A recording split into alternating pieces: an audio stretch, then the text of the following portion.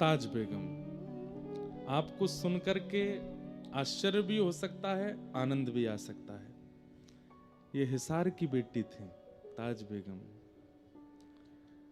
और थी तो मुसलमान लेकिन कन्वर्टेड। इनके जो जिस कुल में इनका जन्म हुआ वो परिवर्तित कुल था। पहले हिंदू थे, बाद में ये मुगल जब आए ना, वैसे मेरी बात पर हो सकता है कि लोग बाग डिबेट करने लगे या कुछ भी उल्टा सीधा बोले, लेकिन कोई हमें भय नहीं। भारत में लगभग जितने मुसलमान हैं वो सब पहले हिंदू ही थे। लगभग जितने भी हैं उन सबका परिवर्तन कराया गया। उनके पूर्वज निकाले जाएं तो वो हिंदू ही निकलेंगे। कोई डर से किए गए, कोई लोभ से कराए गए, ऐसे जानबूझ करके कई लोगों को परिवर्तित किया गया। तो उन्हीं में से एक कयाम खानी, उस समय के मुस्लिम परंपरा थी कयाम खानी, उसमें इनका जन्म हुआ था ताज बेगम का। इनके पूर्वज हिसार के ही थे। और वो हिसार के कैसे हुए? तो करमचंद चौहान नाम के एक राजपूत थे, करमचंद्र चौहान। बहुत ध्यान से सुनिएगा सब लोग। तो करमचंद्र चौहान जी जो थे, एक बार मुगलों का आक्रमण हुआ, इनका पूरा परिवार मार दिया गया। ये छोटे से थे और तब फिरोज तुगलक था जो दिल्ली के शासन पर बैठा था। उसने इनका पूरा परिवार मार दिया और ये छोटी अवस्था के थे। तो प्राचीन काल में मुगल जब आक्रमण करते थे तो बड़े बड़े हिंदुओं को, राजाओं को मारते। उनके छोटे बालक अगर मिल जाते तो उनको मारते नहीं, उनका धर्मांतरण करके अपने उसमें ले लेते थे। तो उसी प्रकार ये करमचंद्र चौहान जी, ये इनका पूरा परिवार मार दिया गया लेकिन ये बच गए और इनको फिरोज तुगलक ने अपने पास रख लिया और इनका नाम रखा कायम खान। इनका नाम बदल दिया, छोटे तो थे ही। और इनको फिर हिसार के सूबेदार थे सैयद नासिर, उनके पास इनको छोड़ दिया। आप इसको पढ़ाओ लिखाओ और हमारे धर्म की सारी बातें इसको बताओ। धीरे धीरे सैयद नासिर के साथ वो जब हिसार में रहने लगे तो उनको तो पूर्ण रूपेण सब अपने धर्म का ज्ञान हो गया। उम्र बढ़ने लगी, जो जो उनके नियम होते हैं वो सब वो करने लगे। लेकिन थोड़ी अवस्था होने पर जब उसने पूछा कि मेरे पूर्वज कौन हैं, तब किसी ने उससे बताया कि तुम्हारे पूर्वज तो चौहान थे, हिंदू थे, और इस प्रकार तुगलक ने तुम्हारा धर्मांतरण करा दिया। पूरी बात जब अपने पास्ट की उसको पता चली तो उसको बहुत दुख हुआ कि मैं हिंदू था, अब मैं तो बीच का रह गया, ना हिंदू हूं ना मुस्लिम हूं।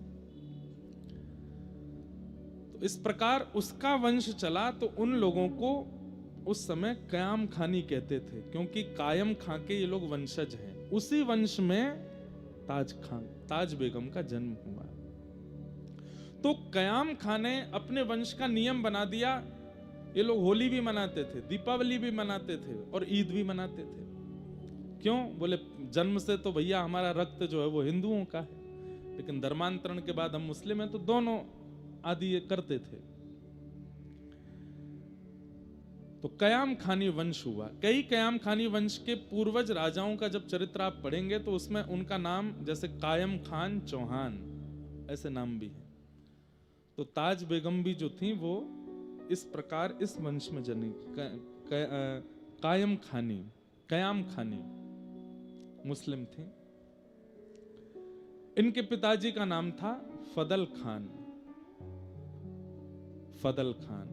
और फदल खान के मित्र थे रायसल राजपूत। ये सब बताना इसलिए जरूरी है कि कहीं ना कहीं फिर हमारे मन में प्रश्न आता है कि किसी भक्त के चित्त में भक्ति का बीज आरोपण हुआ कहां से फिर, इसलिए थोड़ा उसके वंश को समझना जरूरी है। तो कयाम खानी वंश में फादल खान हुए, उनकी बेटी थी ताज बेगम। फादल खान के एक राजपूत मित्र थे, उनका नाम था रायसल राजपूत। और रायसल राजपूत जो थे ये मधु पंडित जी के शिष्य थे, जिन्होंने वृंदावन में श्री गोपीनाथ जी को प्रकट किया। गोपी ग्वाल सब ही उर धारे, प्यारो गोपीनाथ मधु पंडित जिन कंठ लगायो, है रही जय जयकार वृंदावन प्यारो वृंदावन। तो श्री वृंदावन के सप्त निधियों में जो तीसरे ठाकुर हैं श्री गोपीनाथ जी, उनको जिन्होंने प्रकट किया श्री मधु पंडित, वो रायसल राजपूत राजा के गुरु जी थे। तो उस नाते से फदल खां जो था वो मधु पंडित जी को भी मिला और गोपीनाथ जी के उसने दर्शन किए। गोपीनाथ जी का जब वो दर्शन करने आया तब उनकी पुत्री यानी कि ताज बेगम बहुत छोटी सी थी। और श्री गोपीनाथ जी की मधुर झांकी जब ताज बेगम ने पहली बार देखी, पिता के साथ आई थी, कुछ जलने की सी दुर्गंध आ रही है आसपास से। कोई तार वार तो नहीं जल रहा है? अच्छा,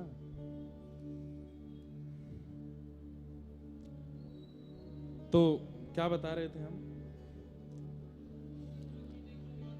हाँ, तो श्री गोपीनाथ जी का दर्शन किया पहली बार, छोटी सी हैं।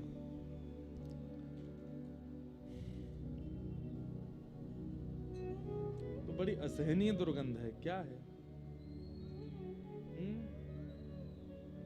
कुछ जल रहा है क्या आसपास पीछे?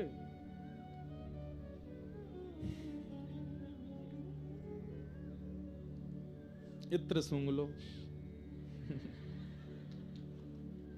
ऐसी कथा कह लें हम। हे मेरे नाथ रक्षा करो।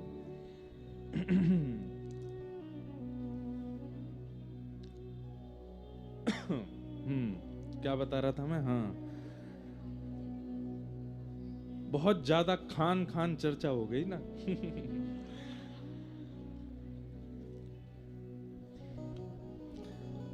तो सुनिए सुनिए सुनिए। हाँ, तो पहली बार गोपीनाथ जी को देखा। अब यहां फदल खान दर्शन करने नहीं आए थे, वो तो रायसल राजपूत थे, उनसे मिलने आए थे। और रायसल राजपूत मधु पंडित जी से मिलने गए थे। तो बस वहां उन तीनों की चर्चा चल रही थी किसी बात पर। यहां ये खेलती खेलती आंगन में, और ताज बेगम अंदर चली गई। और अंदर जाकर के जब ठाकुर जी का इसने दर्शन किया, बस दर्शन करके मानो जैसे गोपीनाथ जी बात कर रहे हों, गोपीनाथ जी को भा गई। भैया देखो, आप कितने भी भक्त चरित्र उठा के देख लीजिएगा, जितने भी भक्त बने हैं जिनके चरित्र व्यासपीठ से गाए जा रहे हैं, या तो वो ठाकुर जी ने स्वीकार किए हैं। भाई हम सब ठाकुर जी को स्वीकार करते हैं, पर हम पर ऐसी कृपा नहीं होती। दो ही भक्तों के चरित्र व्यासपीठ से सुनाए जाते हैं, सुने जाते हैं, पढ़े जाते हैं। पहले वो जिनको ठाकुर जी ने स्वीकार किया, दूसरे वो जिनको गुरुदेव ने स्वीकार किया। आपके चाहने से आप भजन नहीं कर पाओगे। इसलिए मैं कहता हूं कि आप भजन पर ध्यान दीजिए, नाम पर ध्यान दीजिए, नियम पर ध्यान दीजिए, पर उससे भी कई गुना ज्यादा ध्यान इस बात पर दीजिए कि मैं अपना निर्माण ऐसा करूं, अपने स्वभाव व्यवहार विचारों का निर्माण ऐसा करूं कि मैं ठाकुर को या अपने गुरुदेव को प्रिय लग जाऊं। क्योंकि उनका प्रिय बनना बहुत जरूरी है। लोग बाग क्या कर रहे हैं, नियम पर बहुत ध्यान देते हैं कि हमको इतने घंटा भजन करना है, इतनी माला करनी है, ये करना है, वो करना है, पर इन सब के चक्कर में अपने विचार और व्यवहार को वो लोग अच्छा नहीं बना पाते। इसलिए गुरुदेव और गोविंद को कभी प्रिय नहीं लगते। 2 लाख नाम जप रोज कर रहे हैं, लेकिन व्यवहार में अहंकार है। हर महीने गिरिराज जी की परिक्रमा कर रहे हैं, लेकिन विचारों में काम क्रोध भरा पड़ा है। हर एकादशी निर्जला कर रहे हैं, लेकिन ईर्ष्या है, दूसरे के प्रति छल कर रहे हैं, दूसरे की उपलब्धि देख करके सह नहीं पा रहे हैं। विचार और व्यवहार में शुद्धि नहीं है, कितने भी नियम कर लीजिए, ठाकुर जी के प्रिय नहीं बन पाओगे। हमारे जीवन का कल्याण क्या है? हरि को हम प्रिय लगे ना, हमको हरि प्रिय लगे ना, हरि को हम प्रिय लगे, हम हरि के प्रिय हो जाएं।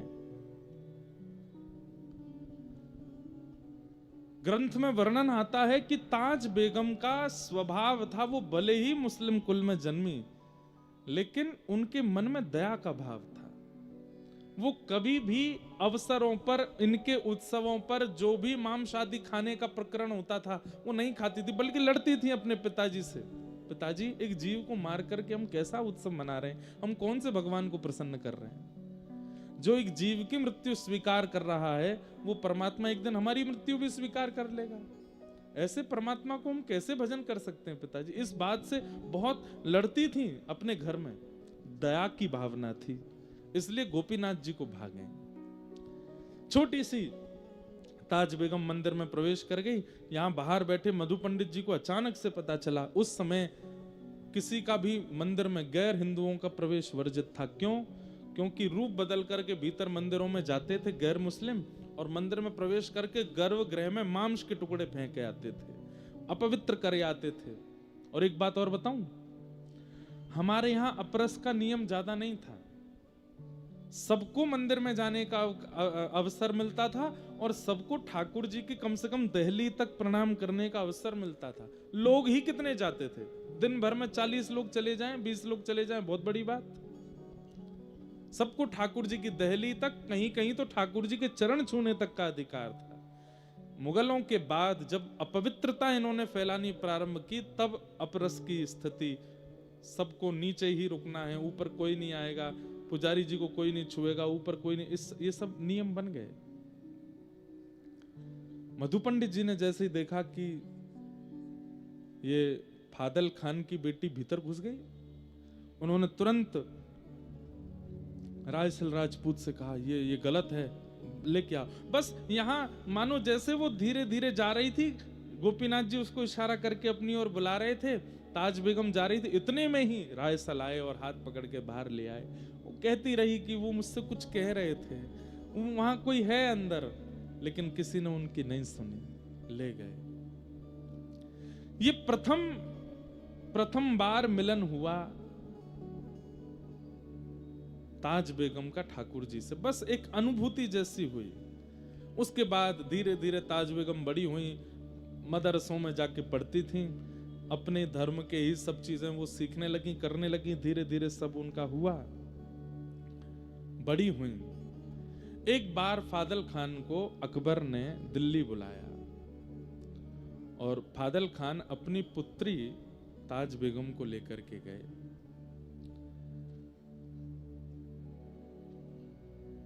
जैसे ही सभा में ताज बेगम पर अकबर की दृष्टि पड़ी, और वो जिस काम से बुलाया था वो काम वाम तो सब भूल गए। उसने फादल खान से कहा, हम तुम्हारे सब काम करवाएंगे, जो तुम कहोगे सब कर लेंगे, तुम्हारी जो जो हिसार में तुम चीजें चाहते हो, ये करवाना है वो करवाना है, और भी तुम्हारा सब हम करने को तैयार हैं, पर बदले में हमें कुछ चाहिए। बोले क्या? तुम्हारी पुत्री को हम अपनी बेगम बनाना चाहते हैं। फादल खान सुन करके बहुत चक्का रह गया, बोले कि महाराज आप मेरी पुत्री से विवाह करेंगे? बोले हाँ। उसके लिए तो मानो जैसे परमात्मा प्रकट होके बोल रहे हो कि अपनी पुत्री मुझे दे दो, अकबर कह रहा है। फादल खान बोले कि मौलवी से दिन निकलवाने की भी जरूरत नहीं महाराज, जिस दिन आप कहो तब ब्याह कर दूंगा। और बादशाह अकबर ने ताज बेगम के साथ विवाह किया। सुंदर तो वो बहुत थी, और बादशाह लोग यही देखते थे, इसके अलावा उनका कोई, उनकी तो अनेक पत्नियां होती थी। ताज बेगम के साथ विवाह कर लिया, लेकिन अकबर के यहां 3 कृष्ण प्रेमी थे जिनका संग ताज बेगम को मिला। पहला जोधाबाई, जो कि अकबर की राजपूताना एक पुत्री हैं, जो कि श्री कृष्ण का भजन करती ही थी, जोधाबाई। दूसरी थी बीरबल की बेटी शोभावती, जो अकबर के महामंत्री बीरबल हैं, उनकी बेटी शोभावती ये गोसाई श्री विठलनाथ जी की शिष्या थी, जिन्होंने श्रीनाथ जी को प्रकट किया। ऐसे श्रीमद वल्लभाचार्य जी महाराज के पुत्र हुए गोसाई विठलनाथ जी, उनकी शिष्या थी बीरबल की पुत्री शोभावती। ये जोधाबाई की सेवा में रहती थी, ठाकुर जी की सेवा में। और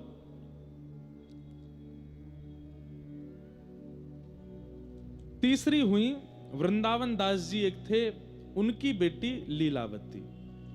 ये 3 अकबर के महल में कृष्ण भक्ता थीं, और ये पूरे महल के सब कार्यों से बस छुप छुपा करके एकांत में तीनों इकट्ठी होती थीं। और यहां शोभावती गुसाई जी से जो कथा सुन के आती थी, वो जोधाबाई को और लीलावती को बैठ करके सुनाती थी। एक दिन एक कोने में बैठ करके कथा चल रही थी, और शोभावती कथा सुना रही थी वृंदावन उद्धव प्रसंग। श्री उद्धव जी वृंदावन गए हैं, व्रज गोपियों की सुध लेने के लिए वृंदावन गए हैं। और बस वही प्रसंग कहते कहते नंद बाबा की स्थिति, यशोदा मैया की स्थिति, गोपियों की स्थिति, सखाओं की स्थिति, वृंदावन की स्थिति, यमुना जी की स्थिति कहते कहते श्री किशोरी जी की स्थिति जब कहने लगे, जोधाबाई और लीलावती तो मानो जैसे रो रो करके बेहाल हो रही थी। और उसी समय ताज बेगम नई नई आई है, महल देख रही थी, पूरा घूम रही थी, एक एक कोने देख रही थी। ताज बेगम वहां पहुंच जाती है, और वहां पहुंच करके चुपके से देखती है कि ये सब रुदन क्यों कर रहे हैं, इनके रुदन का कारण क्या है।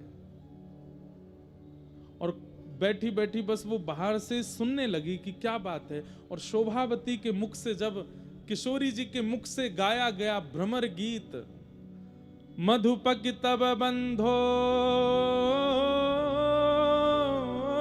मास्पृशांग्रिम सपत्न्या कुछ विलुलित माला कुंकुमश्मश्रुभिर्न बहतु मधुपति स्तन्मानिनी नाम प्रसादम यदु सदसि विडम्ब्यम यस्य दूतस्त्वमित्रिक। श्री किशोरी जी उद्धव जी से कह रही हैं, अरे उद्धव, उद्धव को नहीं कह रही हैं, एक भौरे से कह रही हैं, अरे भौरे, तू एक पुष्प से रस लेता है और उस पुष्प से रस लेने के बाद फिर उस पुष्प को छोड़ के दूसरे पुष्प पर चला जाता है, दूसरे पुष्प का रस लेता है, वहां से फिर तीसरे पुष्प पर चला जाता है। तू एक पुष्प का कभी नहीं रहता, तू अनेकों का रहता है। ऐसे ही तेरे जैसा दिखने वाला वो कृष्ण है। हम ब्रज की सब गोपियों के मध्य में रास रचाया, हम सबसे प्रेम की डोर बांधी, और अब हमें छोड़ के मथुरा चला गया। तुझ में और उसमें कोई अंतर नहीं है, तुम एक से ही हो। क्या बिगाड़ा था शूर्पणखा ने? त्रेता युग में जब ये कृष्ण राम बने थे, तब विवाह करने के लिए इनके सामने आई थी, उसके नाक कान काट दिए। अरे इनकी शरण में आने वालों के साथ ही ऐसा ही व्यवहार करते हैं। किशोरी जी उस भ्रमर को डांट रही हैं, और सब सखियां बैठ के सुन रही हैं। ये कथा शोभावती सुना रही है जोधाबाई और लीलावती को, और बाहर बैठी बैठी सुन रही हैं ताज बेगम। जैसे जैसे वो कृष्ण नाम बोलती हैं, तैसे तैसे मानो ताज बेगम के पूरे शरीर में जैसे कोई स्फूर्ति जैसी आ जाती हो। अचानक से कृष्ण कृष्ण कृष्ण कहते जब किशोरी जी आर्तनाद करने लगी, रुदन करने लगी, और ये बात जब शोभावती सुना रही थी, तो मानो जैसे बाहर बैठी हुई ताज बेगम का मन स्थिति ऐसी विचलित होने लगी। तभी वहां पास में रखे किसी वस्तु का स्पर्श हुआ, जोर की आवाज हुई, भीतर का जो ध्यान था वो टूट गया। उठ करके लीलावती बाहर गई तो देखा वहां पर मूर्छा अवस्था में पड़ी है ताज बेगम। तीनों उसको लेकर के भीतर आए। शोभावती बोली, ये स्थिति तो किसी अत्यंत प्रेमी की होती है। नेत्रों में आंसू हैं, मुख कंपायमान हो रहा है, शरीर पूरा ज्वर से चल रहा है, ये स्थिति इसकी कैसे हो गई? हे जोधाबाई, मुझे लगता है कि ताज बेगम कहीं ना कहीं किसी ना किसी रूप में हमारे प्रियतम से जुड़ी हुई है, तभी ऐसी स्थिति इसकी बनी है। ये प्रेम पुलकित लक्षण सामान्य रूप से किसी के अंदर प्रकट नहीं होते जो इसके अंदर प्रकट हो रहे हैं। जल का छिड़काव किया, ताज बेगम जब होश में आई, पूछा तुम ऐसी क्यों हो गई थी? ताज बेगम कहती है, आप जो यहां बैठ करके सुना रही थी, मुझे नहीं पता वो कौन है, मुझे नहीं पता उद्धव कौन है, मुझे नहीं पता वो गोपियां कौन है, ये वृंदावन, ये मथुरा, ये सब क्या है। बस मुझे एक बात याद है कि मैं बाल्यकाल में अपने पिता के साथ वृंदावन गई थी और वहां मैंने एक झांकी देखी थी। शोभावती बोली, थोड़ा बताओगी कैसी झांकी? बोला, हाँ वो झांकी तो मुझे आज भी अनुभव होती है। कैसी झांकी थी? बोले, सिर पर मुकुट धारण था, कमल जैसे सुंदर नेत्र थे, मधुर मुस्कान थी, ऐसे भुजा में वंशी धारण की हुई थी, पीतांबरी पहनी हुई थी और पैर कुछ टेढ़े से धारण कर रखे थे, सीधे नहीं खड़े थे वो, और मुझे अपनी ओर इशारा कर रहे थे। शोभावती, जोधाबाई और लीलावती तीनों सुनकर के रुदन करने लगी और बार बार ताज बेगम को हृदय से लगाने लगी। अरे तुम तो चुनी हुई हो, तुम तो पहले ही स्वीकार कर ली गई हो। ताज बेगम बोली, मैं नहीं जानती इन सब के बारे में ज्यादा, पर पता नहीं क्यों आपके मुख से वो बात सुनना, आप लोगों की यह स्थिति देखना, मुझे मन कर रहा था कि आप शांत ना हो और मैं उसे सुनती रहूं।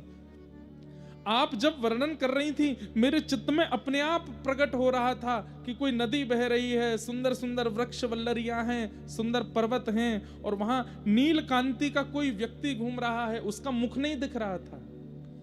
ये सारे अनुभव होना सामान्य बात नहीं थी एक जोधाबाई के लिए, जो मदरसों में पढ़ी है, जिसने पूर्ण रूपेण संपूर्ण मुस्लिम भावों को अपने जीवन में रखा है। वो कैसे अनुभव कर सकती है इन बातों का? ठाकुर जी ने चुना है उसे। अब तो 3 से 4 हो गई और शोभावती, लीलावती, जोधाबाई जब जब कीर्तन भजन करती हैं, ताज बेगम बैठ करके सुनती और सुन के खूब रोती है।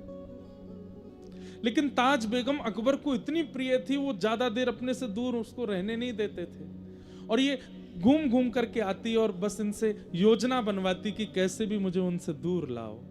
जोधाबाई के ठाकुर जी का उत्सव होता, ताज बेगम खूब उसमें आनंद करती। यही कथाओं की श्रृंखला चलती गई और चलते चलते कुछ समय वर्ष निकल गया। आज ताज बेगम शोभावती से कहती है, मुझे ऐसा क्यों लगता है कि मैं एक जगह रुक गई हूं, उससे आगे नहीं बढ़ पा रही हूं। मैं एक स्थान पर ही, एक भाव में ही हूं, उससे ऊपर मेरे भाव जा नहीं पा रहे हैं।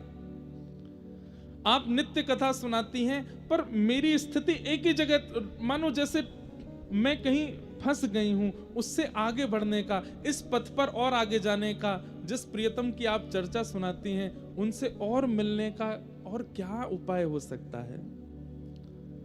तब शोभावती कहती है, गुरु आश्रय, शरणागति, गुरु दीक्षा, ब्रह्म संबंध,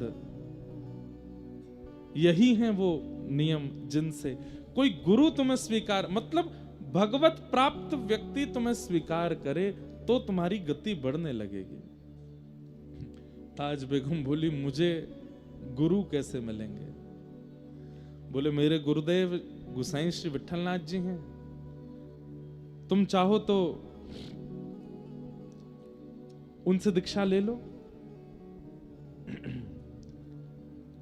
बोले, कैसे लूंगी मैं?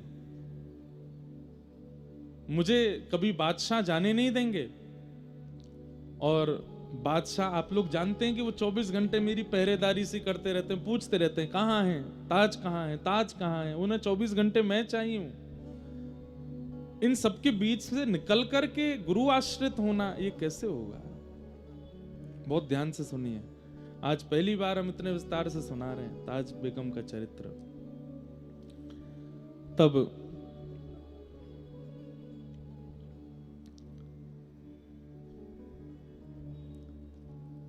लीलावती शोभावती ने कहा पत्र लिखो और पत्र में गुरुदेव से ही पूछो कि इसका समाधान कैसे हो। तब ताज बेगम ने एक पत्र लिखा और पत्र लिख करके गोसाई श्री विठलनाथ जी को भेजा। उस पत्र में लिखा कि मैं ऐसे ऐसे, ताज बेगम मेरा नाम है, मैं अकबर की पत्नी हूं, मेरे लिए बहुत दुष्कर है कृष्ण भक्ति करना, पर मैं फिर भी करती हूं, मुझे क्या क्या अनुभव होते हैं वो सब लिखा। अंत में कहा गुरुदेव मैं बस आपकी दीक्षा ग्रहण करना चाहती हूं, उसके लिए मुझे मेरे पति को अपने वश में करना है, उनको वश में करने के लिए कोई टोना टोटका बताओ। गोसाई श्री विठलनाथ जी ने जब पत्र देखा और पत्र में जिन जिन भावों की स्थिति उसने बताई थी उससे वो समझ गए थे। बोले इसने नहीं चुना है ठाकुर जी को, ठाकुर जी ने चुना है इसे। बंधुओं, महीने 2 महीने में अधिकतर वृंदावन के स्वप्न आना, बार बार यमुना जी का दर्शन होना, बार बार वृंदावन रज की स्मृति होना, बार बार ब्रजवासी और ब्रज के रसिक संतों का स्वप्न में आना, अनायास ही बिना किसी प्रयोजन किसी प्रयास के व्रज से कोई सामग्री घर आ जाना। और जब जब आप अपना फोन भी देखो या कुछ भी, मतलब ये कोई कोइंसिडेंस जैसा हो कि जब जब आप कुछ भी आधुनिक यंत्र भी खोलते हैं तो कोई व्रज की चर्चा या व्रज का भाव ही सुनाई देता है। और इसमें सबसे विशेष है कि स्वप्नावस्था, आपकी निद्रा अवस्था में व्रज बार बार आपके चित्त में आता है, तो कहीं ना कहीं गुरु या गोविंद के द्वारा आप स्वीकार किए जा चुके हो, ये उसका प्रमाण है। ताली तो आपने ऐसे बजाई जैसे सबको स्वप्न आता है वृंदावन का, नहीं। महीने में 1 बार आ गया, 2 महीने में 2 बार आ गया, ये नहीं, बार बार आता है, बार बार स्मृति होती है वृंदावन की। कुंज गलियों का अनुभव होता है, कभी निधिवन राज का दर्शन, कभी वृंदावन के श्री सेवा कुंज का दर्शन, कभी श्री राधा रमन लाल जी का दर्शन, कभी राधा वल्लभ जी का दर्शन, और नहीं तो वहां के रसिक संतों का दर्शन, वहां के ब्रजवासियों का दर्शन। और वृंदावन भी आज वाला वृंदावन नहीं, या वो वाला वृंदावन नहीं जो आप पहले देख करके आए हो, भीड़ भाड़ है, लोग बाग मार काट मची है दर्शन की, नहीं। एक अलग सी अनुभूति होती है, परम शांत, परम सौम्य, परम शीतल वृंदावन का अनुभव स्वप्न में बार बार होता है, या जिस धाम पर आपकी निष्ठा है वहां का अनुभव होता है। तो गुरु गोविंद के द्वारा आप स्वीकार किए जा चुके हो, बस बताइएगा नहीं किसी को, होने दीजिए, होने दीजिए उस अनुभूति को, बार बार होने दीजिए उस चिंतन को।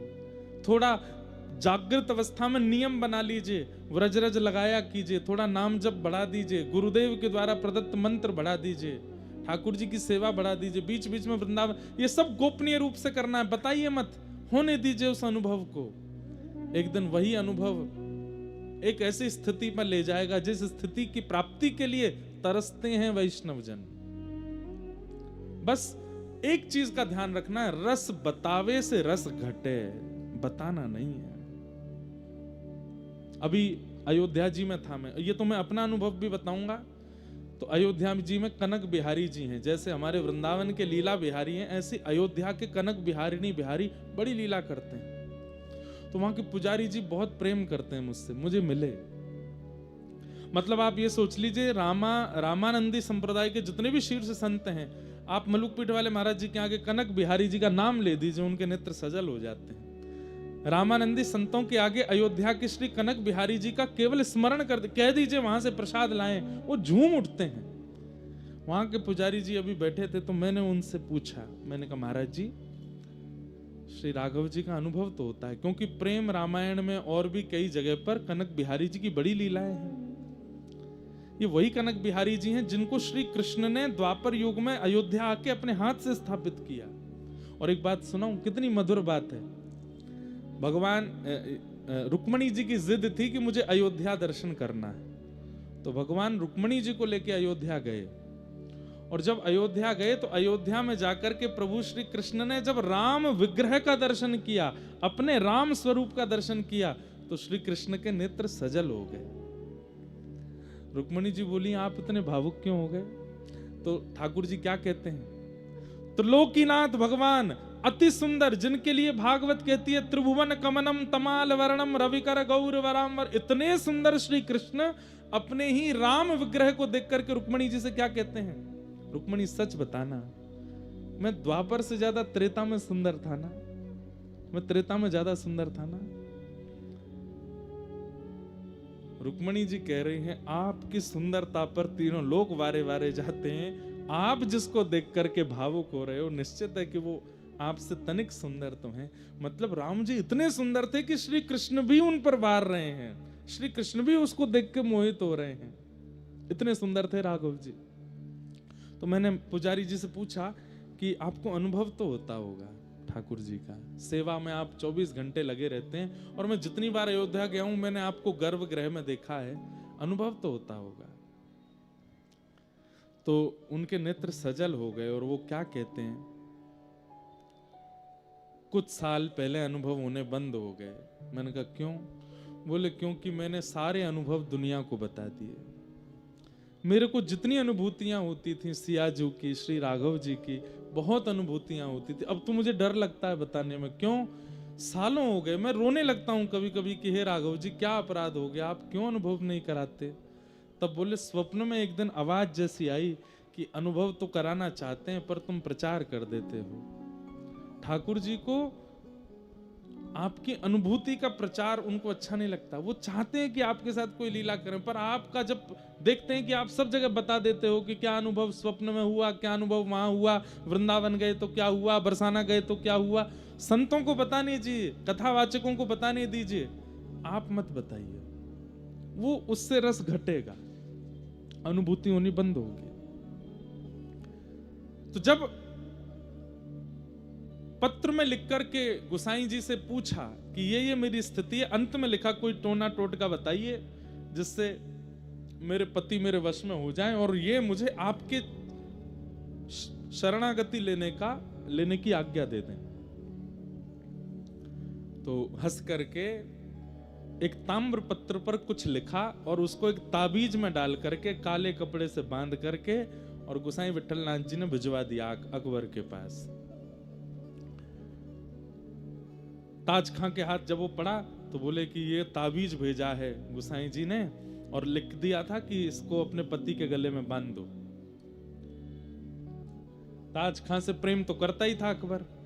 गई और जाकर के पति से कहा देखो आपको नजर ना लगे, आपको कोई इतने आप युद्ध में जाते रहते हो, आपकी सुरक्षा के लिए मैंने एक ताबीज बनवाया है, आपको पहना दूं। वो प्रेम तो इतना करता है, अरे तुम जो चाहे को लाओ पहना दो। गले में पहना दिया। अब अकबर की 1 2 3 4 नहीं अनेकों पत्नियां थीं, वो सब ताज बेगम से चिढ़ती थी। उन सब ने ये देखा कि इसकी कोई ऐसी बात निकाल के लाओ कि जो हम अकबर को बताएं तो वो इसको त्यागे। तब किसी ने बताया, बोले कि जोधाबाई तो हिंदू है, उसको तो अकबर ने आज्ञा दी है कि तुम अपना भजन कीर्तन करो, पर मैंने देखा है लीलावती शोभावती और जोधाबाई की सत्संग में छुप करके ये भी जाती है। और कहीं ना कहीं अकबर के गले में जो ताबीज है इसने किसी हिंदू फकीर से बनवा के मंगवाया है अकबर को अपने वश में करने के लिए। ये बात जाकर के अकबर को बता दी। अकबर ने ताज बेगम को हाजिर किया, बोले ये ताबीज किसी हिंदू फकीर ने बनाया, क्या ये बात सत्य है? ताज बेगम बोली जी ये सत्य है। और क्या तुम जोधा बाई के सत्संग में और वो लीलावती शोभावती की कथा होती है तुम उसमें जाती हो? हाँ मैं जाती हूं। बोले दंड तो तुमको दूंगा, लेकिन पहले मैं ताबीज खोल के इसके अंदर क्या लिखा है, क्या डाला है वो देखूंगा। और ताबीज खोल करके उसने अंदर से पत्र जब निकाला तो अंदर क्या लिखा था उसमें, कामन तामन टोटका। गुसाई जी विठलनाथ जी ने लिखा है, कामन तामन टोटका यह सब डारो धोए, पिया कहे सो कीजिए, आप ही ते बस होए। क्या लिखा था कि ये कामन तामन टोटका टोना आदि इन सबको छोड़ो तुम्हारा पति जो कहे वो करो, उसी में तुम्हारी भलाई है। ये लिखा था उसने। ये पढ़ करके अकबर तो बड़ा खुश हुआ, बोले फकीर तो बहुत अच्छे हैं, इन्होंने तो स्पष्ट लिख दिया है कि ये टोना टोटका वगैरह इन पे भरोसा मत करो, पिया कहे सो कीजिए, आप ही बस हो। मेरा मन हो रहा है, अरे ये ताबीज तो बहुत अच्छा है, ये ताबीज तो है, तुम सब इसकी शिकायत, तुम सबको भी ऐसे ताबीज बनवाना चाहिए, पिया कहे सो कीजिए। गुरु कृपा कैसे होती है? मेरा मन हो रहा है इनसे मिलने का कि कौन है ये फकीर, कौन है? ताज बेगम का तो हाथ पैर कांपने लगा, कैसी गुरु कृपा, ताबीज में ऐसा क्या लिख के दिया है कि वो राजा के मन में, अकबर के मन में आ गया कि मुझे मिलना है इनसे। बोले गोवर्धन में विराजते हैं गोसाई श्री विठल नाथ जी, चलो इनको मिलके आते हैं, इतना अच्छा बेगमों को ज्ञान देने वाले फकीर को तो मिलना चाहिए। निकल पड़े ताज बेगम के साथ गोवर्धन, तलहटी में पहुंचे। अब अकबर बादशाह तो पूरे भारत का है, तो उसके आगे तो आना पड़ता था। गोसाई जी वैसे किसी बादशाह को देख के, हमारे ब्रज के संत ज्यादा उसको देते नहीं थे, लेकिन अकबर में थोड़ा, आप अकबर को देखें, इस पर संतों की बड़ी कृपा। स्वामी श्री हरदास जी का चित्र जो आज पूरे विश्व को मिला, ये अकबर ने बनवाया था। स्वामी श्री हरदास जी का चित्र जो वीणा हाथ में लेके हम सब दर्शन करते हैं, वो अकबर ने बनवाया था। और कहते हैं जहां पर अकबर बैठ के नमाज पढ़ता था, वहां पर मीराबाई का और गोस्वामी तुलसीदास जी का और स्वामी श्री हरदास जी का, इनके चित्र लगे रहते थे, इनका नित्य दर्शन करता था वो। गोसाई श्री विठल नाथ जी के पास गए, वहां जाके उनका दर्शन किया, सब बातचीत हुई। लेकिन गोसाई जी तो अंदर की बात जानते हैं कि ताज बेगम तो चरणाश्रित होने आई है। तब कहा कि आपकी बड़ी कृपा है, आपने मेरी पत्नी को, ये ज्ञान तो सबको मिलना चाहिए, आपने बहुत अच्छा लिखा, मेरा मन हो गया आपसे मिलने का। तब उन्होंने कहा आपको नहीं पता है पर मैं आपको बता देता हूं, आपकी जो गृहिणी है ताज, इसमें जन्म सिद्ध भक्ति के गुण हैं हमारे ठाकुर के प्रति। अकबर ताज की ओर देखे, ताज बेगम कुछ ना कहे, क्या ये सत्य है? बोले जी, लेकिन इस पर आप कुछ कर नहीं सकते। देखिए वो आपका कुछ बुरा नहीं चाहती हैं, और ये तो स्वतंत्रता है, वो किसी को भी भजे, वो मुसलमान है, लेकिन आप तो जानते हैं ये कायम खां परिवार से हैं, इनके पूर्वज तो हिंदू ही थे, इनके मन में थोड़ा कृष्ण भक्ति है, तो ये चरणाश्रित होना चाहती हैं, मुझे करने दीजिए। अकबर बोला मैं रात्रि भर सोचूंगा, लेकिन अकबर के ऊपर भी कैसी कृपा, रात भर सोच के उसने सुबह आज्ञा दे दी। बोले ठीक है, तुम इनसे गुरु दीक्षा ले लो। और आज वो नाच रही हैं, नृत्य कर रही हैं गोवर्धन की तलहटी में। ताज बेगम के जीवन में एक चीज का आपको अनुभव होगा कि इनको ठाकुर जी ने बहुत वियोग नहीं दिया, वियोग दिया है, अंतिम समय में आएगा वो चरित्र भी, पर प्रारंभिक समय में इनको बड़ी अनुकूलताएं मिली, बहुत जल्दी जल्दी भक्ति का मार्ग प्रशस्त होता चला गया। और गोसाई श्री विठल नाथ जी से इन्होंने चरण शरणागति प्राप्त की। प्राप्त करने के बाद गोसाई जी ने इनको मंत्र आदि दे दिए और कहा आप सेवा वेवा तो तुम्हारे यहाँ होगी नहीं, बस तुम ये मंत्र जप लिया करना, जाओ। और ताज बेगम वापस दिल्ली आ गई। यहाँ पर जोधाबाई ने और आदि वो जो दो सखियां और थीं, शोभावती और लीलावती, उन्होंने उत्सव मनाया ताज बेगम के इस मंगलमय दिवस का। आज गुरु दीक्षा हुई है। ताज बेगम अब लिखने लगी हैं, गुरु कृपा होते ही लिखना प्रारंभ हो गया। और ताज बेगम सबसे पहला क्या लिखती है? छैल जो छवीला सब रंग में रंगीला बड़ा, छैल जो छवीला सब रंग में रंगीला बड़ा, चित्त का अड़ीला कहू देव तो सुन्यारा है, माल गल सोहे नाक मोती सेत जो है कान, कुंडल मन मोहे लाल मुकुट सिर धारा है, दुष्ट जन मारे सब संत जो बारे ताज, चित्त में निहारे प्रण प्रीत करवारा है। नंद जू को प्यारा जिन कंस को पछाड़ा, वह वृंदावन वारा कृष्ण साहिब हमारा है। वह वृंदावन वारा कृष्ण साहिब हमारा है। और ताज बेगम लिखती हैं और सुनकर के जोधाबाई आदि सब निहाल हो जाती है। एक बात तो मैं कहता हूं बंधुओं, जो पाएगा वो गाएगा, वो बिना गाए रह नहीं सकता। और पाए बिना गा रहा है, बिना पाए ही गा रहा है, तो इसका मतलब पाने वाला है। गा रहा है तो इसका मतलब पाने वाला है। गाने वाले की दो ही स्थिति हो सकी, या तो पा चुका है या पाने वाला है। आजकल भी कई लोग रचनाएं करते हैं, पर रचनाओं में लोक रंजन की भावना ज्यादा होती है। लोक रंजन की भावना, ये रीझ जाएं, ये रीझ जाएं। कई बार हम भजन गायकों को भी देखते हैं, बड़े बड़े मंचों पर आते हैं, तो गाते समय ठाकुर जी का स्तवन नहीं कर रहे होते, वो लोगों को देख रहे होते। देखा शब्द पर, मैंने देखो क्या लिखा, मैंने ये शब्द कैसे लिखा। वो लोक रंजन की भावना आ जाती है उनके चित्त में। लोक रंजन के लिए तो बड़े बड़े कवि भी लिखते हैं, लेकिन ठाकुर जी के रंजन के लिए ठाकुर जी की कृपा से ही लिखा जाता है। कितने सुंदर शब्द लिखे हैं। गोसाई श्री विठलनाथ जी का कभी कभी दर्शन करने के लिए जाती थी।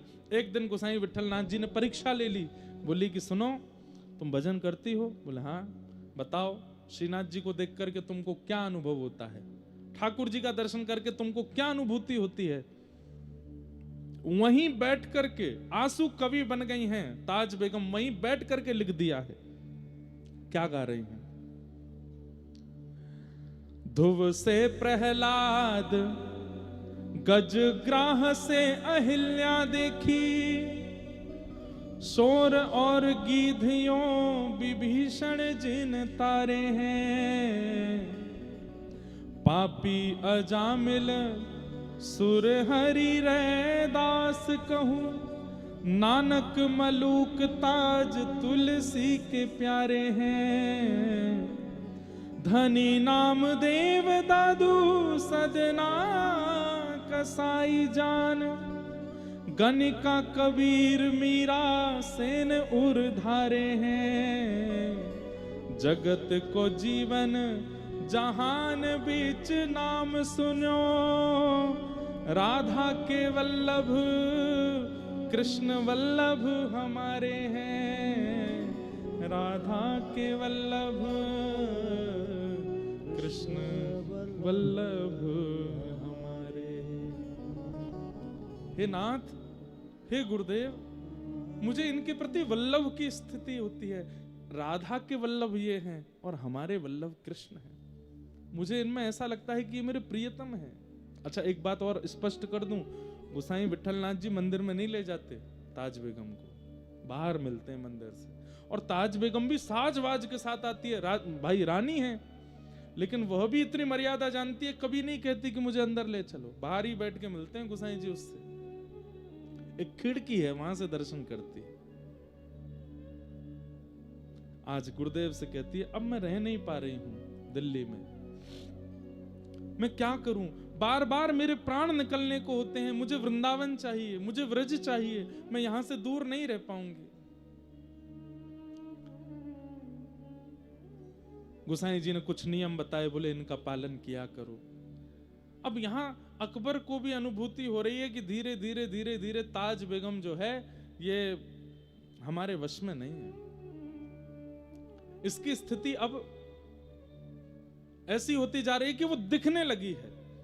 4-5 मौलवियों ने आकर के अकबर से कह दिया, अकबर, हमने महल में सुना है कि एक हिंदुवानी आपकी मुगलानी जो है वो हिंदुवानियों का प्रचार करती है, वहां हमने सुना है विठलनाथ जी से दीक्षा लेके आई है, ऐसा ऐसा कुछ। तो अकबर कहते नहीं नहीं ऐसा कुछ नहीं। बोले अगर ऐसा है तो ये आपकी राजगद्दी के लिए बहुत घातक है। अगर ये बात पूरे भारत के मुसलमानों को पता चलेगी तो आपके प्रति श्रद्धा खत्म हो जाएगी।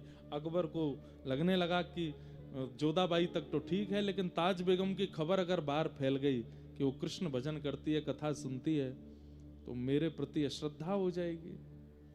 तो एक दिन ताज बेगम से बोलते हैं, देखो तुम बार बार वृंदावन मत जाया करो। ताज बेगम बोली, देखिए मैं वृंदावन के बिना रह नहीं सकती, अब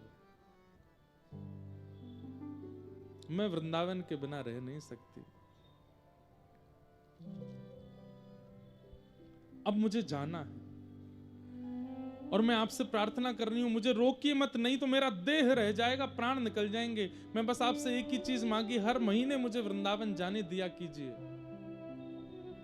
मैं वृंदावन के बिना अब रह नहीं सकती।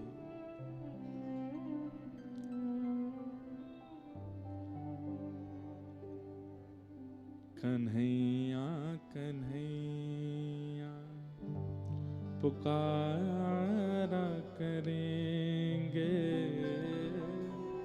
लताओं में ब्रज की गुजारा करेंगे।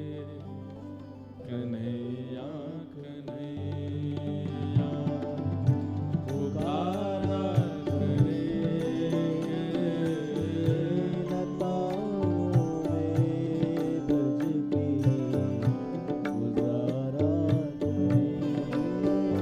हो जो रूठेंगे हमसे वो बांके बिहारी,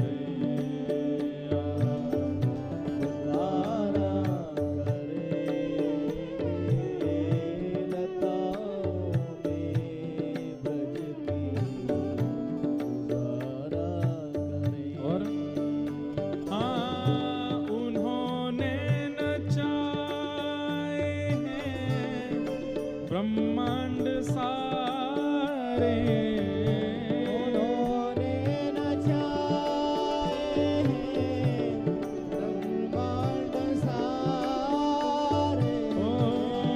उन्होंने नचाए हैं ब्रह्मांड सारे। उन्होंने नचाए हैं ब्रह्मांड सारे। मगर अब उन्हें हम नचाया करेंगे। मगर अब उन्हें हम नचाया ओ मगर अब उन्हें हम नचाया करेंगे। मगर अब कन्हैया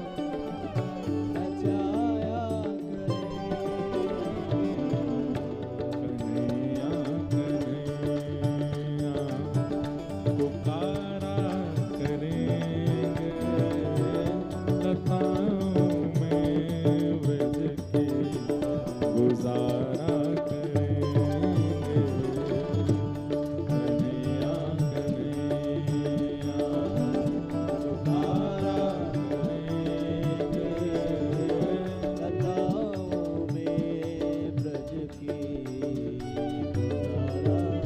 वृंदावन वृंदावन वृंदावन रहो रे।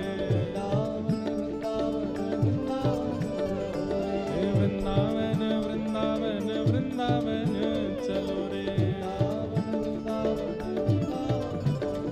हे वृंदावन की गलियों में राधे राधे कहो रे। हाँ वृंदावन की गलियों में राधे राधे कहो रे। श्री वृंदावन वृंदावन वृंदावन रहो रे। श्री वृंदावन वृंदावन वृंदावन कहो रे।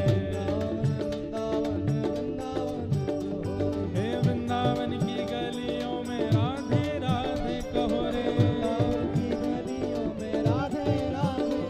श्री वृंदावन की गलियों में श्यामा श्यामा रटो रे। जय राधे राधे जय राधे राधे जय राधे राधे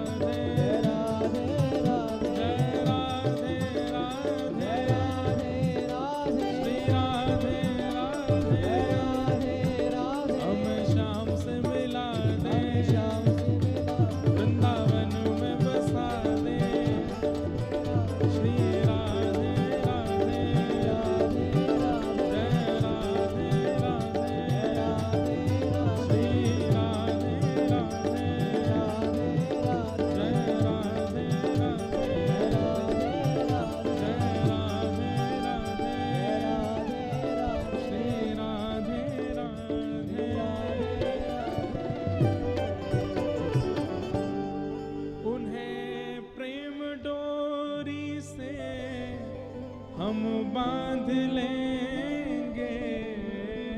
उन्हें प्रेम डोरी से हम बांध लेंगे। ओ फिर वो कहाँ भाग जाया करेंगे। फिर वो कहाँ भाग जाया करेंगे। कन्हैया कन्हैया पुकारा करेंगे।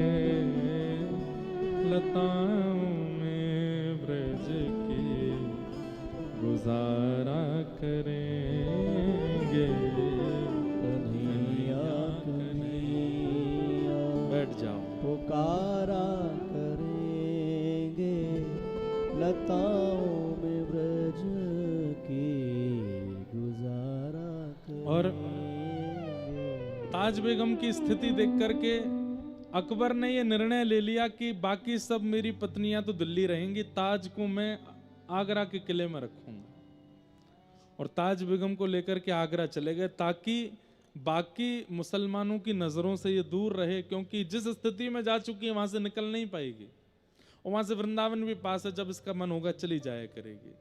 कुछ दिन अकबर पास रहे, फिर अकबर बोले अब देवी मुझे काम है, मैं जा रहा हूं वापस दिल्ली, तुम यहीं रहो, ये पूरा महल तुम्हारा, जब मन किया करे वृंदावन चली जाया करो। ऐसे अनुकूल पति मिलना भी बहुत मुश्किल है, और वो भी अकबर जैसा पति ऐसा मिल गया। ये भी विठलनाथ जी ने कुछ जादू किया होगा जरूरी अकबर पे, जो वो ऐसा हो गया।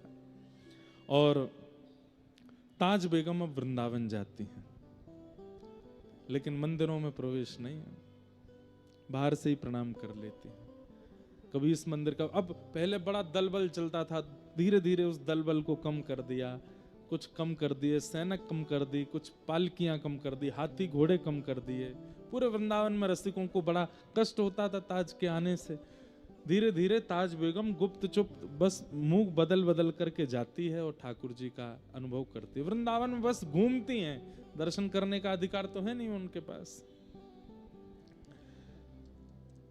उस समय गोविंद देव जी प्रकट हुए थे, श्रीनाथ जी प्रकट हो चुके थे, मदन मोहन जी प्रकट हो गए थे, गोपीनाथ जी प्रकट हो गए थे, राधा रमण जी प्रकट हो गए थे। राधा वल्लभ जी और बिहारी जी के प्रकट की समय की बात है, संभवतः सप्तनिधि प्रकट हो ही गए होंगे। गोविंद देव जी ये नित्य जाती थी। गोविंद देव जी का मंदिर कहाँ है वृंदावन में? रंगजी मंदिर के सामने लाल पत्थर का मंदिर है, खूब विशाल मंदिर था। वहां की गोविंद देव जी की बड़ी मधुर मधुर कथाएं। हमारे वृंदावन के सप्तनिधियों के प्रथम ठाकुर हैं गोविंद देव जी। तो गोविंद देव जी जाती, गोपीनाथ जी जाती, जिनको इन्होंने बचपन में देखा था, तो वही बाहर से दर्शन करती। तो बाहर से दर्शन करने में क्या होता कि दर्शनार्थी इतने खड़े होते, तो कभी तो ठाकुर जी की पीतांबरी ही दिखती, कभी ठाकुर जी की वंशी ही दिखती, कभी ठाकुर जी की भुजा ही दिखती, कभी बस मुकुट ही दिखता। मुखमंडल सालों तक इतनी भीड़ के कारण मुखमंडल दिखता ही नहीं था। खूब देर खड़ी रहती, हल्की सी झलक आती और फिर कोई आ जाता सामने, पर ये बाहर से ही दर्शन करती थी,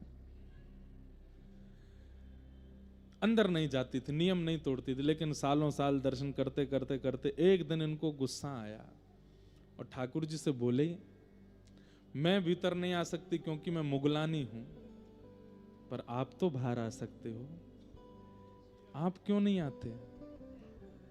क्या मेरे भजन में, क्या मेरे साधन में, क्या मेरे भाव में कोई कमी है जो आप बाहर नहीं आते? अरे आपको जगत का नाथ कहा जाता है, तो फिर अकेले हिंदुओं पर कृपा क्यों कर रहे हो? क्या हम मुसलमान जगत में नहीं आते?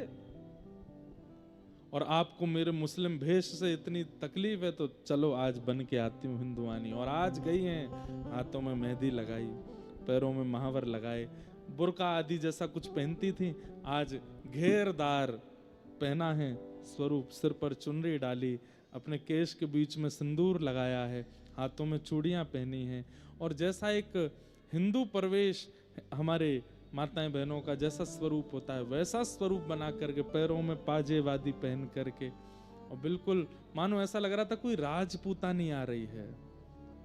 आज श्रृंगार करके आई और गोविंद देव जी के सामने खड़े होकर के ताज बेगम ने एक पद गाया, सुनो दिल जाने मेरे दिल की कहानी, सुनो दिल जानी मेरे दिल की कहानी, तेरे हाथ हूँ बिकानी, तेरे हाथ हूँ बिकानी, बदनाम भी सहूंगी, सुनो दिल जानी मेरे दिल की कहानी। शब्दों में थोड़े उर्दू शब्द हो सकते हैं क्योंकि मुसलमान ही हैं। देव पूजा ठानी में नवाज हूँ भुलानी, तजे कलमा कुरान तेरे गुणन गहूंगी मैं। क्या देखना चाहते हैं आप?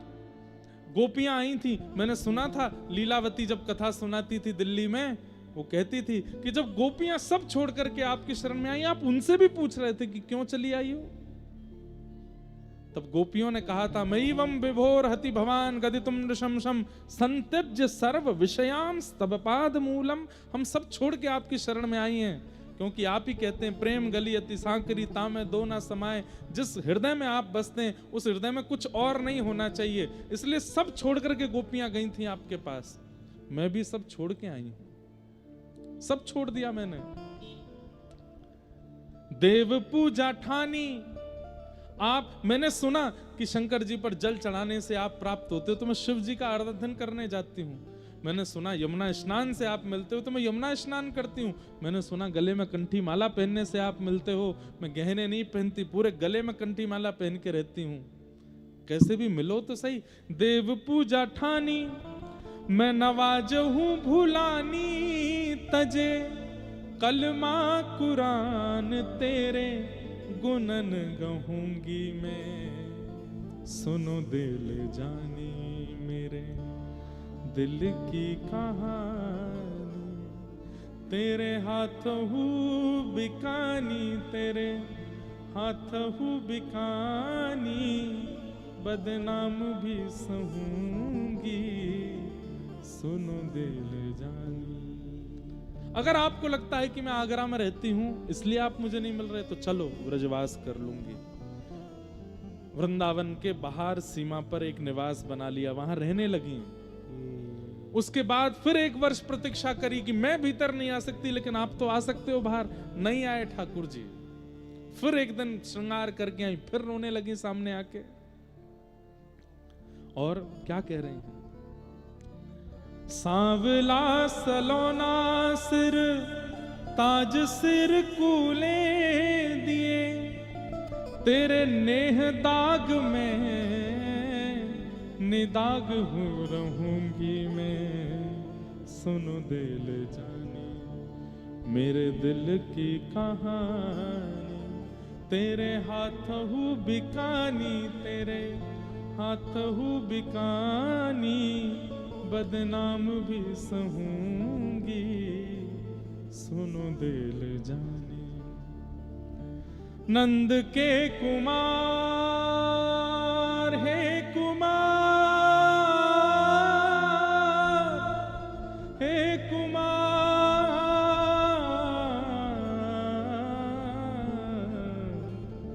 नंद के कुमार कुर्बान तेरी सूरत पे, हूं तो मुसलमानी हिंदुआनी हो रहूंगी मैं। आज से सिंदूर भरूंगी, हाथों में चूड़ी पहनूंगी, महावर लगाऊंगी।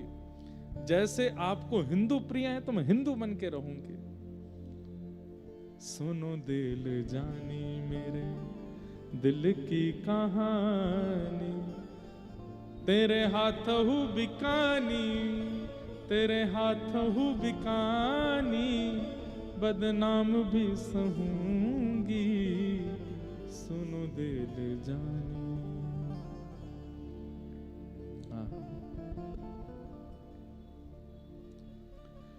कहत सहजादी ठाकुर कभी सौंपेज कर, वृंदावन छोड़ अब कितहु न जाऊंगी।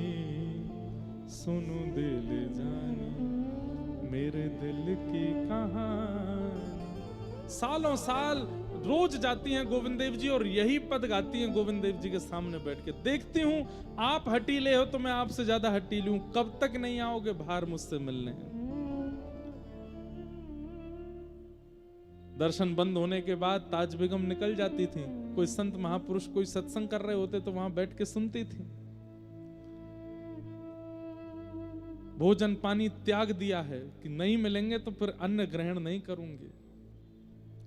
मैं मंदिर की पवित्रता देख के भीतर नहीं आऊंगी, पर आपको बाहर आना पड़ेगा, मेरी जिद है अब।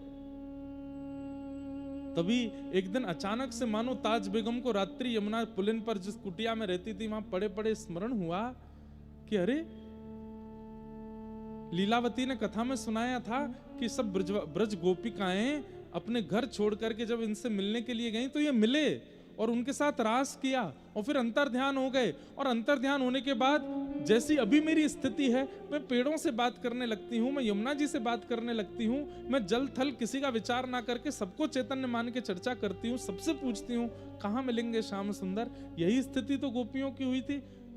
फिर क्या किया था उन गोपियों ने, क्या बताया था लीलावती ने?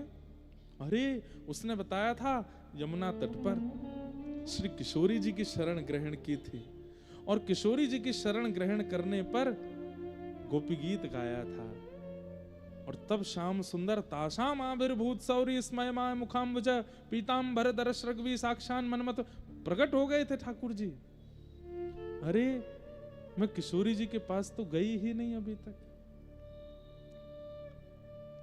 तब ताज बेगम बरसाना जाती है और श्री जी के महल पर नहीं चढ़ती है, बस नीचे से ही पुकार रही है श्री जी को, नीचे से ही शिकायतें कर रही है, मैंने सब छोड़ दिया, सब त्याग दिया। देखिए ना आपके वल्लभ कितना सताते हैं हमें।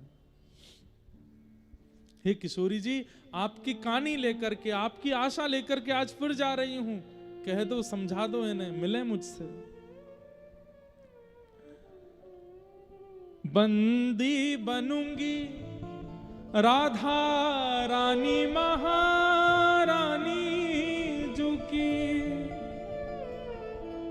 तुर्किन बहाए नाम गोपिका रखूंगी मैं। सुनो दिल जानी मेरे दिल की कहानी, तेरे हाथ हूँ बिकानी, तेरे हाथ हूँ बिकानी, बदनाम भी सहूंगी, सुनो दिल जानी। और आज किशोरी जी को प्रणाम करके गई, गोविंद देव जी के सामने जाकर के गाने लगी, लेकिन आज भी ठाकुर जी नहीं आए। रोती बिलखती चली गई अपनी कुटिया में। आज 4-5 दिन हो गए, कुछ खाया पिया नहीं है, और बस अब सोच लिया अब इनके पास भी नहीं जाऊंगी। किशोरी जी भी इनसे ही मिल गई हैं, वो भी कोई कृपा नहीं कर रही हैं। और पड़ी पड़ी बस बोली अब बस यहीं प्राण त्याग दूंगी, अपने इस देह को अंत कर दूंगी। और सुन लो हे गोविंद देव, सुन लो मेरी बात, तुमसे कह करके जा रही हूं, यहीं यमुना जी के तट पर वृंदावन में तुम्हारा दर्शन करते हुए आज प्राण त्याग दूंगी मैं अपने। इस जन्म में नहीं मिलोगे तो अंत में आपका स्मरण करते हुए, वृंदावन का स्मरण करते हुए, यमुना जी का स्मरण करते हुए जब प्राण त्यागूंगी तो अगले जन्म में वृंदावन वासिनी बन करके आऊंगी, फिर तुम्हें प्राप्त करूंगी, छोड़ूंगी नहीं। एक बार आ गई हूं शरण में, अब नहीं छोड़ूंगी। शायद मेरे मुसलमान होने से ही तुमको दिक्कत है, तो मैं ब्रजवासिनी बन करके आऊंगी। बस इसी विरह में यमुना जी और सबसे प्रार्थना कर रही है, मेरे प्राण ले जाओ, अब नहीं जीवित रहना।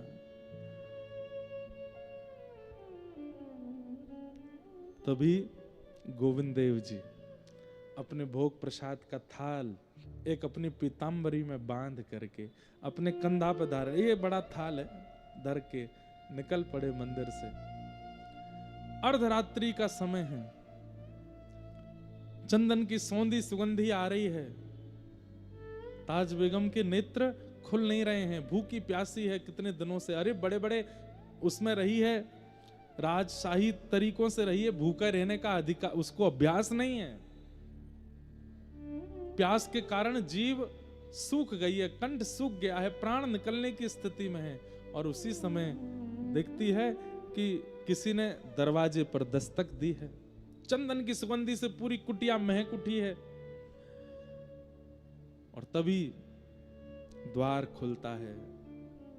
आहा, वरहा पीडम नटवर वपुः कर्णयो कर्णकारं बिभ्रतवासः कनक कपिसं वैजयन्तीं च मालां वंशी विभूषित करा नवनीर दाभात पीतांबरा अरुण बिंब फलाधरोष्ठात। कमल नयन श्याम सुंदर की ऐसी मधुर झांकी, अपने कंधे पर थाल लिए, दूसरा हाथ अपने कमर पर रखे और थाड़े हैं। अरे ताज, तो को भूख ना लगे? देख करके तो ताज बेगम बस अपने होश खो बैठी है। श्याम सुंदर, गोविंद देव, मेरे मदन मोहन, मेरे साहिब आप हैं क्या? हाँ, मैं ही आया हूं। मूर्छित हो गई। वहीं मूर्छित हो गई। ठाकुर जी अपना थाल रखे, ताज बेगम के सिर पर अपना हाथ फेरने लगे, उसके अश्रु पोंछे और बस ये क्षणिक सी कृपा करके ठाकुर जी वहां से अंतर ध्यान हो गए। कोई कहता है ठाकुर जी घर आएंगे तो हम ऐसा करेंगे, ठाकुर जी घर आएंगे तो हम अंगना सजाएंगे, दीप जलाएंगे। अरे ठाकुर जी घर आएंगे बेहोश हो जाओगे आप, उनकी रूप झांकी सह नहीं कर पाओगे।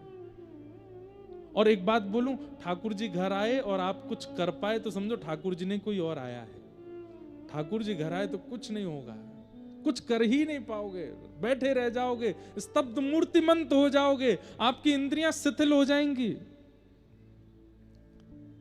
ठाकुर जी चले गए, अपनी पीतांबरी और पीतांबरी में बंधे थाल को छोड़ गए। थोड़ी देर बाद जब होश आया रोने लगे, निकल करके बाहर पूरे वृंदावन की परिक्रमा रोते हुए लगाया। कहां चले गए श्याम सुंदर, कहां चले गए आप?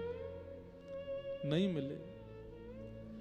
देखा सुबह का सूर्योदय हो रहा है, कुटिया पर आ गई है, पूरे वृंदावन को देख लिया लेकिन ठाकुर जी नहीं मिले। तब अपनी कुटिया के बाहर उस रज को बार बार अपने अंग से लगाती, यहीं तो खड़े थे, ऐसे ही तो ठाड़े थे, और उस थाल को अपने कंधे पर उठाती है, ठाकुर जी की तरह ठाड़ी हो जाती है, ऐसे ही तो ठाड़े थे, वह आकृति बनाने लगती है। पीतांबरी को हृदय से लगा लेती है, बार बार उसको कभी मुख से लगाती है, हृदय से लगाती है, हृदय से लगाती है। थाल में रखे प्रसाद को खूब प्रेम से पाती है, यमुना जलपान करती है, और वहीं से किशोरी जी को प्रणाम करती है।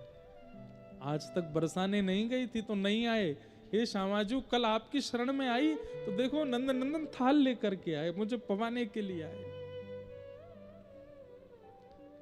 बस अब कुछ नहीं चाहिए, बस ये दर्शन अवलोकन हो गया और कुछ नहीं चाहिए। बस अब एक ही आश है, मुझे ले जाइए, मैं अब नहीं रह सकती इस संसार में। यमुना जल से थाल को पहुंच करके किसी के हाथ मंदिर भिजवा दिया। मंदिर के पुजारी ढूंढ ही रहे थे थाल कहां चला गया। जब थाल आया और पीतांबरी रखी देखी तो बोले कहां से लाए हो? बोले ताज बेगम के यहां से। पुजारी जी ने आके ताज बेगम से पूछा थाल तुम्हारे पास कैसे आया? बोले कि क्या मेरी सामर्थ्य है लाने की? नहीं तो कैसे आया होगा समझ जाइए। आप सुबह गए थे तो क्या मंदिर ताला खुला हुआ था? बोले नहीं। तो सोच जाइए कैसे आया था। पुजारी जी को ये बात समझ आ गई और उन्होंने जाकर के पूरे वृंदावन में ये बात फैला दी कि श्री ठाकुर जी ताज बेगम के यहां जाते हैं। अब तो यश होने लगा ताज बेगम का, घबरा गई इससे, ये नहीं चाहिए था मुझे। अब तो जहां से निकलती हैं लोग प्रणाम करते हैं, दंडवत करते हैं। अब तो मंदिर के द्वार खोल दिए, बोले भीतर आ जाओ दर्शन कर लो। ताज बेगम कहती नहीं, ये सब नहीं चाहिए था। आधी रात में ही वृंदावन छोड़ करके महावन चली गई, गोकुल के पास। भ्रातः तिष्ठ टले टले विटपिनाम ग्रामेषु भिक्षामटः स्वच्छंदम पिबयामुनम जलमलम चीराणि कंथाम कुरु सम्मानम कलयाति घोर गरलम। भक्ति में सबसे बड़ा विष क्या है? बहुत सम्मान मिलना। मिलना दोष नहीं है, उस सम्मान को ग्रहण करना ये बहुत बड़ा विष है। भक्ति घटेगी। हमसे पूछिए कितना अपने आप को बचाना पड़ता है, इतना सम्मान देते हैं, इतना सब कुछ मिलता है, नहीं स्वीकार करना, मतलब उनको तो दिखाना पड़ता है कि सब स्वीकार है, पर मन से उसका त्याग करना पड़ता है, नहीं तो भक्ति में शून्यता आ जाएगी। आधी रात निकल पड़ी और महावन चली गई ताज बेगम, और वहां जाकर के बस कृष्ण गोविंद का नाम गुणगान करती। अब एक बहुत सुंदर पद है, मुझे याद नहीं है, लेकिन उसकी अंतिम पंक्ति याद है।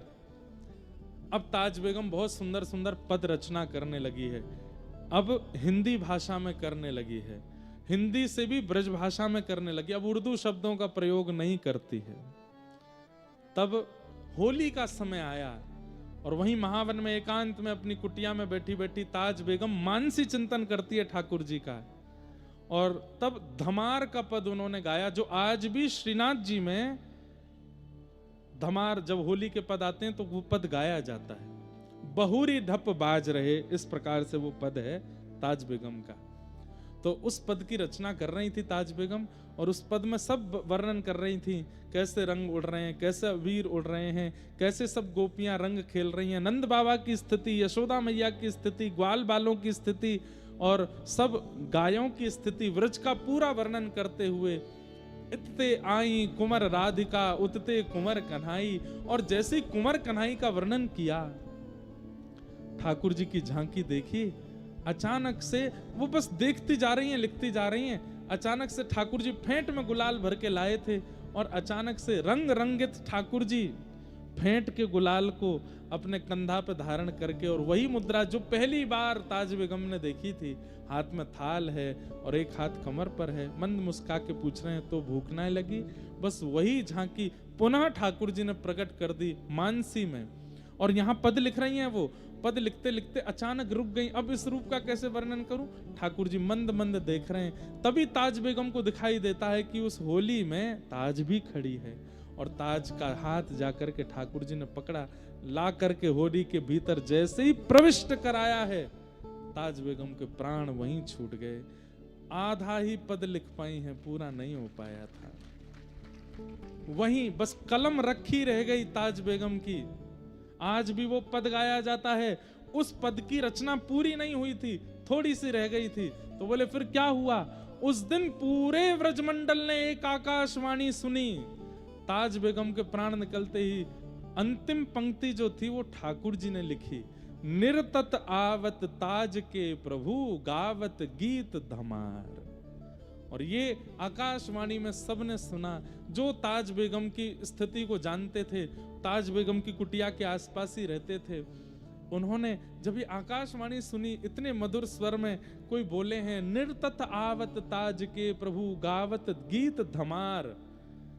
जैसे ही भीतर प्रवेश करके देखा किसी सज्जन ने, तो देखा ताज बेगम मूर्छा अवस्था में पड़ी हैं, नब्ज देखी, श्वास देखी तो प्राण जा चुके हैं। हाथ में कलम थी और एक पद रचना हो रही थी, पद की ओर देखा तो उसमें पूरा पद था और अंतिम पंक्ति लिख रही थी, निर्तत आवत, बस इसके आगे नहीं लिख पाई थी।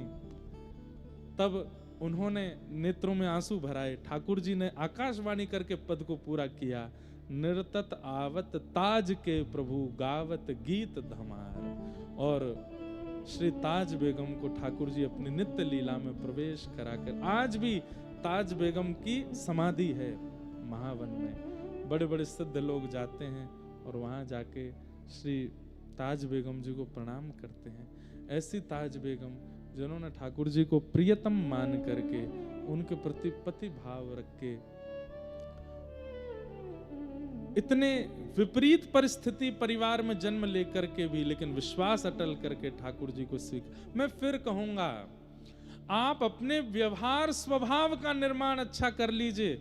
आप ठाकुर जी को नहीं स्वीकार करो, ठाकुर जी आपको स्वीकार करेंगे। आप तो केवल अपने स्वभाव का निर्माण, विचारों का निर्माण, व्यवहार का निर्माण अच्छा करो, ठाकुर जी आपको स्वीकार करेंगे। ये बात निश्चित है।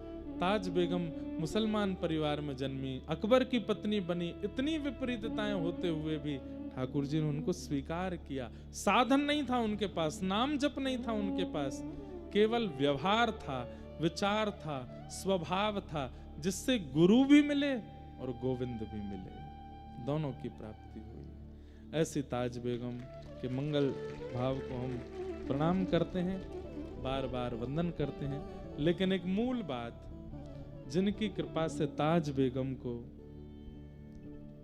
ठाकुर जी की प्राप्ति हुई, कौन है? श्री किशोरी जी, हमारी श्री राधा रानी।